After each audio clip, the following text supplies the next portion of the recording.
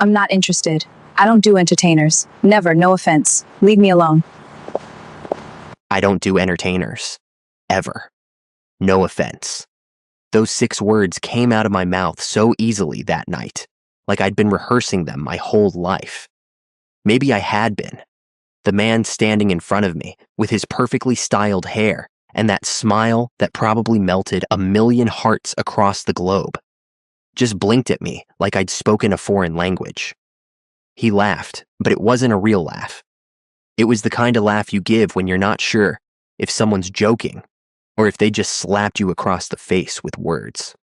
"I'm Seo Tai Yang," he said, like that was supposed to change everything, like his name was a magic spell that would make me forget every lesson life had taught me.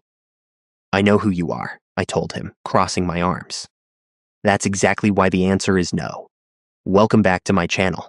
If you're new here, go ahead and hit that subscribe button and drop a like, because this story right here, this is one of those emotional roller coasters that's going to teach you something about walls we build, the people who climb them anyway, and what real love actually looks like when it shows up unannounced. So subscribe, like, and tell me in the comments where you're watching from. Now let me take you back to where this whole thing started. 3 weeks earlier, my brother Marcus was getting married. The wedding was beautiful, one of those outdoor ceremonies in Malibu where the ocean crashes in the background and everything feels like a movie. I was happy for him, genuinely happy, even though I was there alone. Again. The reception was in full swing when the DJ made an announcement that had every woman in the room losing their minds. "We have a very special surprise performance tonight, courtesy of the groom's college roommate." I was barely paying attention, picking at my salmon, when the music started. It was one of those smooth R&B type beats, and then this voice came through the speakers. I'm not going to lie, it was beautiful, the kind of voice that makes you stop chewing and actually listen. I looked up, and that's when I saw him for the first time. Seo Tai Yang. He was on the small stage they'd set up, microphone in hand, performing like he was at a sold-out arena and not my brother's wedding reception. He was dressed in all black, simple but expensive looking, and even from where I sat, I could see why people obsessed over him. But here's the thing. I'd seen this before. The charm, the talent, the way everyone gravitates towards someone like that. I'd watched my older sister Jasmine fall into that trap, and I'd held her hand through the aftermath. So while everyone else was swooning, I was building my walls higher. Then his eyes found mine. I don't know how, in a room full of 200 people, but they did. And for a split second, something passed between us, something I immediately shut down. After his performance, after all the applause and the photos and the screaming bridesmaids, I thought that would be it. I'd go home. He'd go, back to whatever glamorous life K-pop idols live, and we'd never cross paths again. I was wrong. I was standing by the bar, trying to escape my aunt's questions about why I was still single at 23 when he appeared next to me. Up close, he was even more striking, but I'd learned a long time ago that pretty faces hide ugly truths. "That was a beautiful ceremony," he said, his English perfect with just a slight accent that I'm sure drove his fans crazy. "It was," I replied, keeping my tone polite but distant. "I'm Tae Yang. I went to college with Marcus." "I know. I'm Raylan, Marcus's sister." He smiled, and it was genuine. Not the practice smile from the stage, but something softer. "It's nice to meet you, Raylan. Can I get you a drink?" "I'm good, thanks." He didn't leave, though. He just stood there, comfortable in the silence, which threw me off. Most guys would have taken the hint by now. So he started again. "Do you live in LA?" "I do." "What do you do?" "I work at a dental office. Receptionist." He nodded, like that was the most interesting thing he'd heard all day. "That's cool. I actually need to find a good dentist here. I'm in LA a lot for work." "I bet you are," I said, and I couldn't keep the edge out of my voice. He caught it, his eyebrows raised slightly. "Did I do something to offend you?" "No," I said honestly. "You didn't. I just know how this goes." "How what goes?" This. You. The whole celebrity thing. He laughed again, but this time it was real. I just asked if you lived in LA, and next you're going to ask for my number, then you're going to text me for a few weeks, make me feel special, maybe take me to some fancy restaurant, and then I'll find out you have a whole other life I knew nothing about. I've seen this movie. I didn't like the ending. Something shifted in his expression. Understanding, maybe. Or pity. I didn't want either. Someone hurt you, he said quietly. Someone hurt someone I love, and I learned from it. He was quiet for a moment, studying me. Then he said, I was going to ask for your number. You're right about that. But the rest of it, you're wrong. I'm not, I said firmly. Can I at least try to prove you wrong? No, I said, meeting his eyes. I don't do entertainers. Ever. No offense. That's when his face did that thing. The blink, the confused laugh, the realization that for maybe the first time in his famous life, someone was telling him no. None taken, he finally said. But he looked like he'd just been told his dog died. Have a good night, Raylan. He walked away, and I felt a weird mix of relief and something else I didn't want to name. I pushed it down, finished my drink, and went home. Chapter closed, except it wasn't.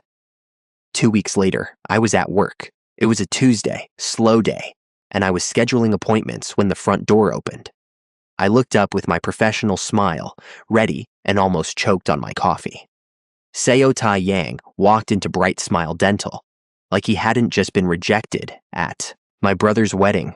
He was wearing a black face mask and a baseball cap, but I knew those eyes. Hi, he said casually, like we were old friends. I need to schedule a cleaning. My coworker Jennifer nearly fell out of her chair. She recognized him immediately and looked at me with eyes so wide I thought they might pop out of her head. I managed. We can definitely do that. Let me just pull up the schedule. He stood there patiently while I tried to keep my hands from shaking. This was insane. What was he doing here? We have an opening next Thursday at 2, I said, my voice steady despite the chaos in my head. Perfect, he said. I need your information for our system. He rattled off his details like this was completely normal, like he hadn't flown back to Seoul and was now somehow standing in a random dental office in Koreatown. All set, I said, handing him an appointment card. We'll see you next Thursday, Mr. Seo. Call me Tai Yang, he said, and even behind the mask, I could tell he was smiling. After he left, Jennifer exploded. Oh my God, oh my God, oh my God. Did Seo Tai Yang just book an appointment here? Do you know who that is? I know who he is, I said, trying to sound unbothered. Girl, he's like one of the biggest K-pop stars right now. His group just sold out a world tour, and he just walked into our little office. She paused, eyes narrowing. Wait, did he come here because of you? No, I lied. He probably just searched for dentists nearby, but I knew better, and that scared me more than I wanted to admit. Thursday came, and so did he. He was right on time, which surprised me. Celebrities were supposed to be late, weren't they? Another stereotype shattered. Dr. Kim will see you now, I said, walking him back to the examination room. Thanks, he said, settling into the chair. I should have left then. That was my job. Just walk him back and return to the front desk. But I stood there for a second too long, and he noticed. Something on your mind? He asked. Why are you really here? I asked bluntly. For a cleaning. My teeth aren't going to take care of themselves. There are a million dentists in LA. But you work at this one. There it was. The truth hanging in the air between us, like smoke. I told you I'm not interested, I said quietly. And I heard you, he replied. But you didn't say I couldn't try to be your friend. I don't need friends who are famous. Why not? Are famous people not allowed to have friends? That's not what I meant. Then what did you mean, Raylan? Dr. Kim walked in before I could answer, saving me from a conversation I wasn't ready to have. I left the room and spent the next hour trying not to think about the man in chair 3. But he came back. Not just that month, but the next month too. And the month after that. Every 4 weeks, like clockwork, Seo Tai-yang would book a cleaning appointment at Bright Smile Dental. By month 3, Jennifer and the other girls were convinced it was the most romantic thing they'd ever seen. I was convinced it was manipulation. "You know he doesn't actually need a cleaning every month, right?" Jennifer said one day. "That's not normal. He's clearly just trying to see you." "Or he has really bad teeth," I shot back. She rolled her eyes. "Girl, stop playing. That man is fine. He's famous. He's persistent. And for some reason, he's chosen you. Why are you fighting this?" "Because I know how it ends," I said, and my voice came out harder than I meant it to. She softened. "Because of what happened to Jasmine?" I didn't answer. I didn't need to. "Look," she said gently. "I know your sister went through hell. We all saw it. But that doesn't mean every man in entertainment is like that. Some of them are actually good people." I wanted to believe her. Some small part of me that I'd buried deep wanted to believe that maybe, just maybe, Tai-yang was different. But belief is expensive, and I'd already watched my sister pay the price. Let me tell you about Jasmine, because you need to understand why I built my walls so high. 2 years ago, my sister was on top of the world. She'd met this rapper named Devon at a club in West Hollywood. He was charming, successful, and he chose her. Out of all the women throwing themselves at him, he chose my big sister. For 6 months, it was perfect. He flew her to different cities, bought her designer bags, posted her on his Instagram with captions about his queen. She glowed in a way I'd never seen before. She was in love, and I was happy for her. Then the blog post came. Some messy gossip site published an article with photos. Devon at a family cookout in Houston with his wife and 2 kids. His wife, his kids. A whole family that existed while he was playing house with my sister in LA. Jasmine called me at 2 in the morning, sobbing so hard I couldn't understand her words. I drove to her apartment and found her on the bathroom floor, surrounded by pill bottles. Some were open, some were empty. I called 911, rode with her in the ambulance, held her hand while they pumped her stomach, and sat by her hospital bed for 3 days straight.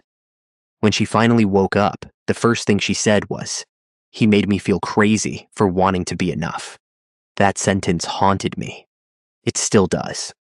So yeah, when Seo Tai-yang walked into my life with his perfect smile and his persistent appointments, I wasn't about to let history repeat itself.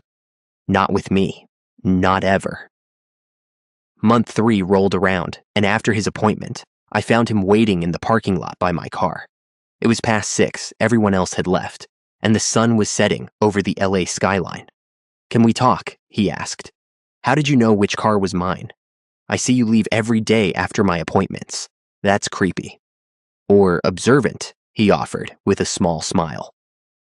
"What do you want to talk about?" I asked, crossing my arms. "I want to know why you're so sure about me without actually knowing me." "I know enough. You know that I'm in entertainment. That's all you know. That's all I need to know." He sighed, running a hand through his hair in frustration. "Look, I get it. Someone in my industry hurt someone you care about. But that doesn't mean we're all the same.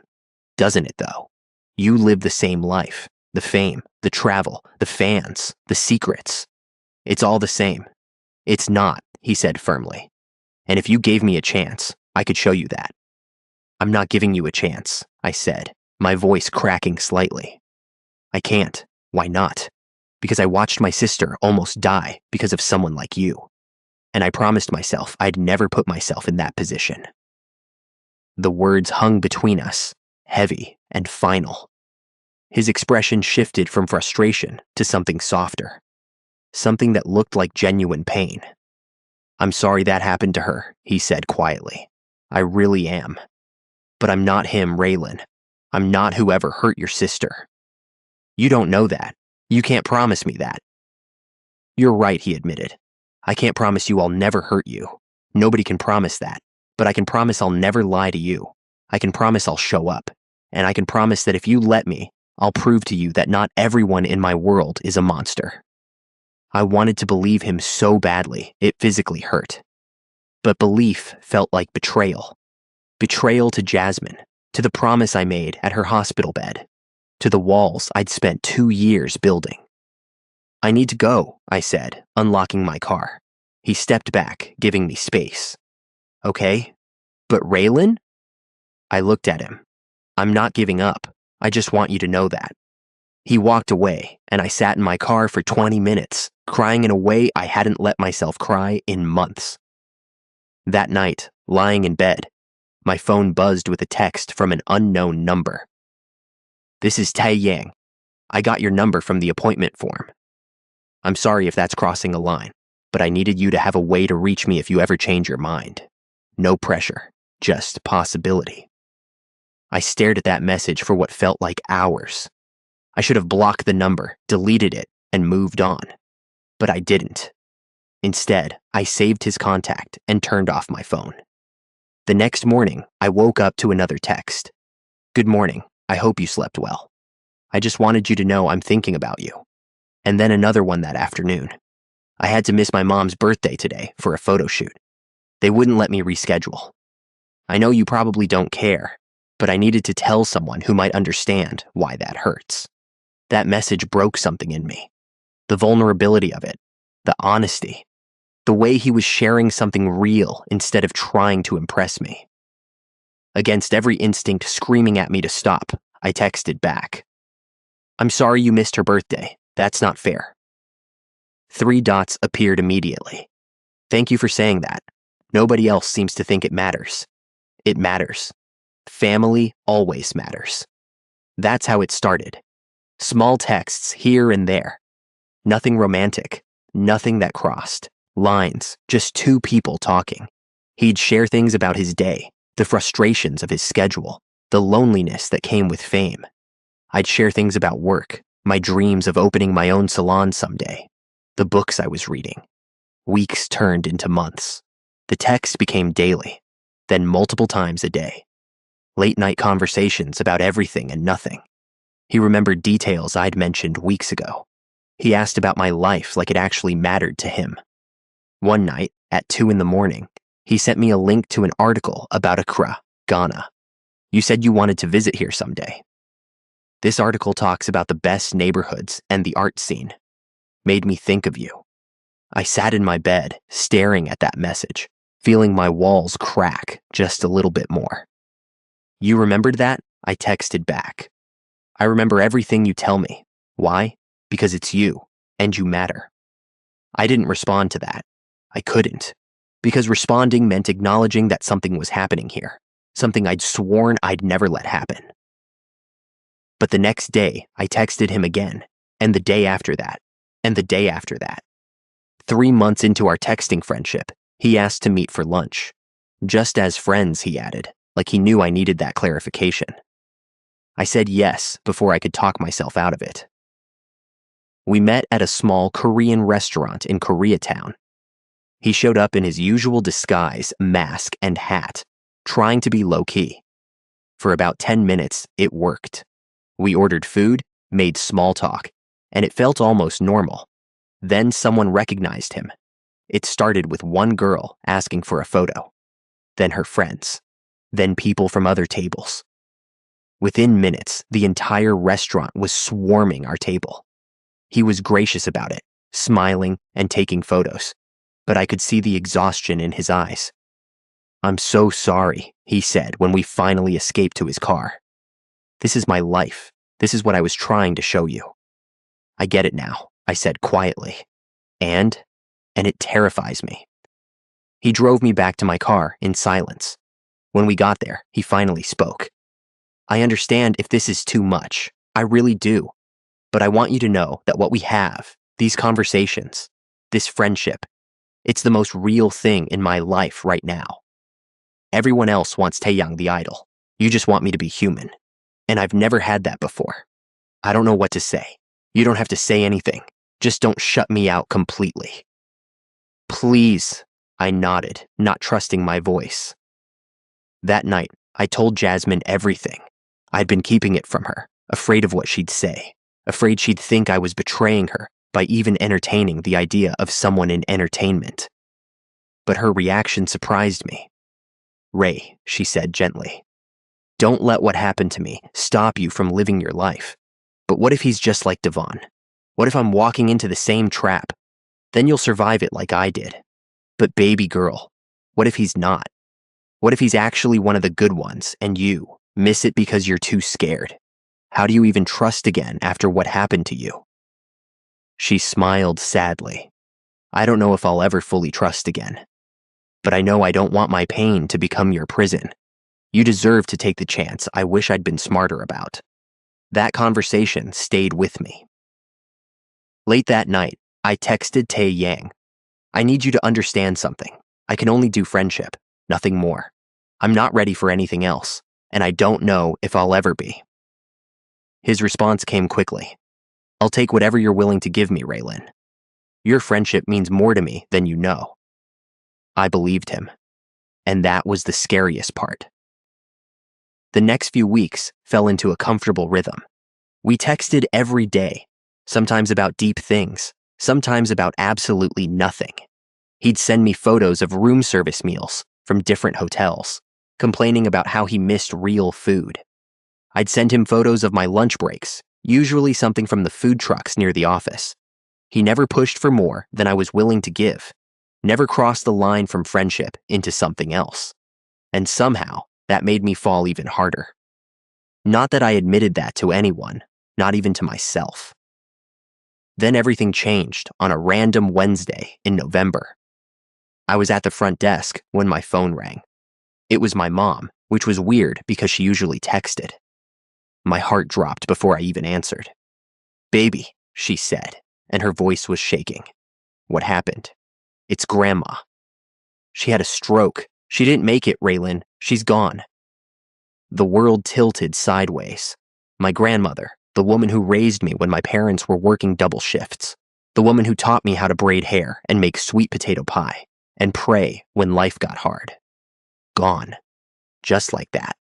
I barely remember the rest of that day. Jennifer drove me home. I booked a flight to Atlanta for the next morning. I called my family, made arrangements, moved through everything like a robot. I didn't tell Tai Yang. I didn't tell anyone outside of family. I just posted a simple black and white photo on my Instagram story. A picture of my grandmother's hands, the ones that had held mine through every hard moment of my life. "Rest in peace, Nana. I don't know how to do this without you." Then I turned off my phone and cried myself to sleep. The funeral was on Saturday. Small, intimate, just family and close friends at the church my grandmother had attended for 40 years. I sat in the front row, dressed in all black, feeling completely hollow. The pastor was midway through his sermon when the church doors opened. I didn't turn around. People were still trickling in, running late, it happened. But then I felt someone sit down next to me. I looked over and my heart stopped. Tae Yang. He was there, in Atlanta, in my grandmother's church. Still in airport clothes, his hair messy, his eyes exhausted, like he'd been traveling for hours. He didn't say anything. He just reached over and took my hand. I fell apart. Right there in the church, during my grandmother's funeral, I broke into a million pieces. And he held me together. This man I'd spent 6 months pushing away. This man I'd convinced myself was just like all the others. After the service, during the repast at my aunt's house, my family descended on him with questions. Who was this fine young man? How did we meet? Was he my boyfriend? He handled it all with grace, helping in the kitchen, making plates for the elderly relatives, listening to my uncle's long stories about the good old days. He fit in like he'd always been part of the family. Jasmine cornered him in the kitchen when she thought I wasn't looking. "You know they're going to destroy your career for this, don't you?" she said quietly. He didn't hesitate. "Some things are worth it." She studied him for a long moment. "You really love her, don't you? More than I've ever loved anything. Then don't mess this up. She's been through enough. I don't plan to." I left the room before they could see me, my heart racing. He loved me. When did that happen? And more importantly, when had I fallen in love with him? That night, I couldn't sleep. I left my aunt's guest room and found Tai Yang sitting on the front porch, staring up at the stars. "Can't sleep either?" I asked, sitting next to him. "Too much on my mind. Want to talk about it?" He turned to look at me, and in the porch light, I could see tears in his eyes. "I've been thinking about my own grandmother. She passed away 3 years ago while I was on tour. The company wouldn't let me leave, said the show was too important. I didn't get to say goodbye. I'm sorry. When I saw your post," he continued, "and I saw that pain on your face, I just knew I couldn't let you go through that alone. Even if you hated me for showing up, even if it cost me everything." "What do you mean cost you everything?" He laughed, but it was sad. "I was supposed to be at rehearsals in Seoul. My group, we have our first Grammy performance next week. It's the biggest moment of our careers. And I just left. Taeyang, no.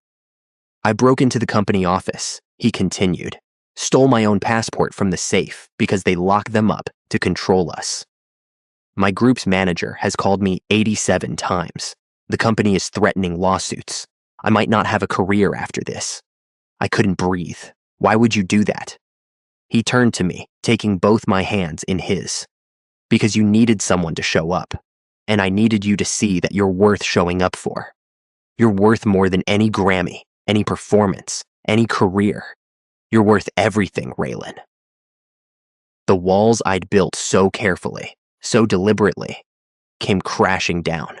All the fear, all the protection, all the promises I'd made to myself, none of it mattered anymore. "I'm in love with you," I whispered. "I've been in love with you for months, and I've been so scared to admit it." He pulled me close, pressing his forehead against mine. "Don't be scared, not anymore. I've got you." We sat there on that porch until sunrise, holding each other. Two broken people finding wholeness in the most unexpected place.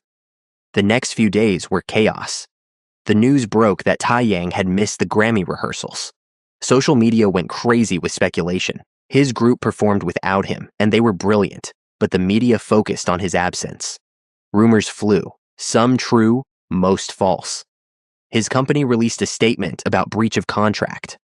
I felt sick watching it all unfold. This was my fault. I'd ruined his life. "You didn't ruin anything," he told me when I finally broke down. "I made a choice, the right choice, and I'd make it again. But your career, your group, everything you've worked for, means nothing if I'm miserable. And I've been miserable for years, Raylan. Playing a role, being who they tell me to be, never having anything real. You gave me something real. That's worth more than all of it. What happens now? Now I go back to Seoul and fight. I'm not giving up my career, but I'm also not giving up you. They're going to have to figure out how to make both work. And if they can't, then I walk away and build something new. But I'm hoping they'll see reason. My contract is up in 6 months anyway.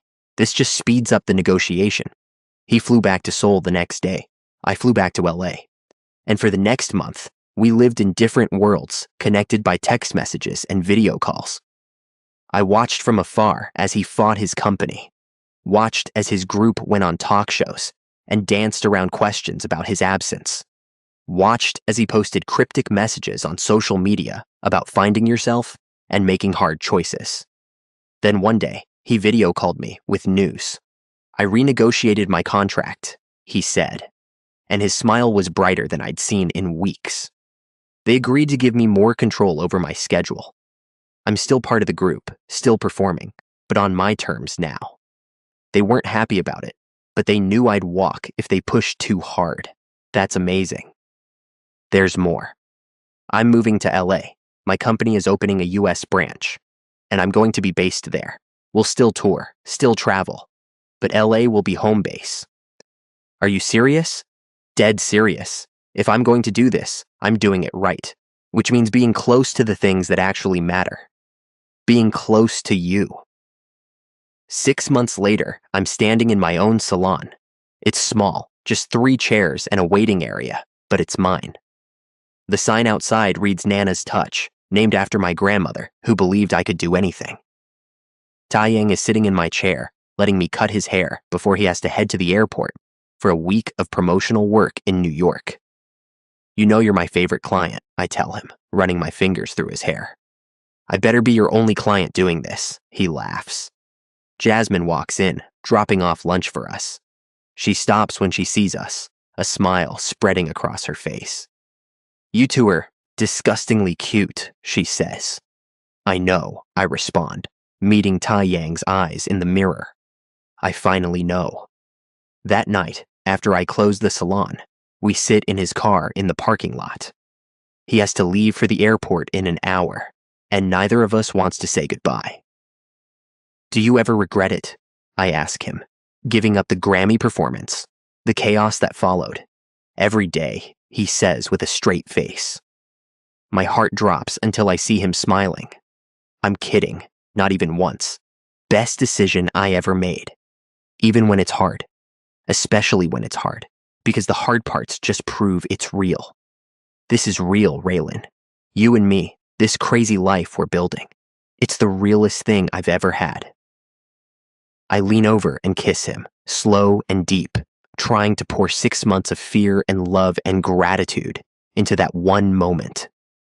I love you, I whisper against his lips. I love you more. Impossible. He laughs, pulling me close. Watch me prove it. And as I sit there in his arms, in the parking lot of my dream made real, I think about the girl I was 6 months ago. The one so sure that walls were safer than windows, that protection was better than possibility. I think about my grandmother, who used to tell me that the best love stories are the ones where you're terrified the whole way through, because that means it matters enough to scare you.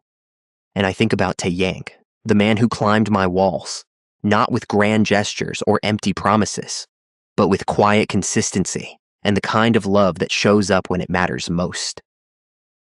My phone buzzes with a text from Jasmine. Proud of you, little sister. You chose brave. I text back. I chose love. Same thing. Taeyang has to leave for the airport, but before he goes, he kisses me one more time. I'll call you when I land, he says. You better. And Raylan, thank you for giving me a chance. Thank you for being worth the wait. You were worth the wait too, I tell him. And I mean it with everything in me. As I watch him drive away, I realize something profound. Love isn't about finding someone who fits perfectly into your life. It's about finding someone worth rearranging your life for, someone worth facing your fears for, someone worth believing in, even when belief feels dangerous. Taeyang gave up a Grammy performance for me. But what he really gave up was the version of himself that played it safe. And in return, I gave up my walls. And we both found something better on the other side. Real love, it turns out, isn't about protection. It's about being brave enough to be vulnerable with the right person. And Taeyang was the right person all along. I was just too scared to see it, but I see it now, clear as day, and I'm not scared anymore. Well, maybe a little scared, but the good kind of scared. The kind that means this matters. The kind that means I'm alive. And after years of just surviving, being alive feels pretty damn good. So that's the story of how a Korean pop star broke through walls I thought were unbreakable. How he chose me over the Grammys. How he showed me that not all love in the spotlight is fake. How I learned that sometimes the scariest thing you can do is also the rightest thing. If you made it to the end of this story, thank you for riding this emotional roller coaster with me. Drop a comment and let me know what you think. Have you ever built walls to protect yourself? Have you ever let someone in who you swore you'd keep out? Tell me your story, because we're all just trying to figure this love thing out together. And hey, if this story touched you in any way, if it made you feel something, hit that like button and share it with someone who needs to hear that real love still exists. Subscribe if you haven't already, because I've got more stories that'll make you cry, laugh, and believe in love again. Remember, the best love stories aren't about finding someone perfect. They're about finding someone who's willing to show up, even when it's hard. even when it costs them something, even when the whole world is watching. Tae Yang showed up for me, and I finally let him in. Maybe it's time you let someone in too. Until next time, this is your girl reminding you that love is always worth the risk. Always. Peace.